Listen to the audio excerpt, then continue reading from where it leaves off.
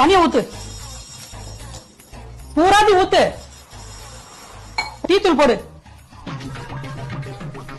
So இத போடு.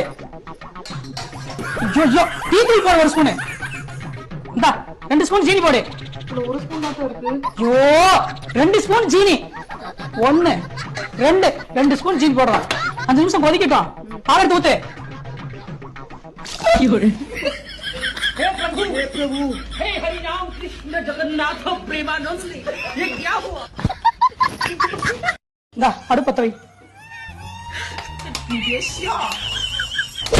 இப்படியா பத்த வைப்பாங்க? தனியா ஊத்து, பூராதி ஊத்து. டீ தூள் போடு. சோ இத போடு.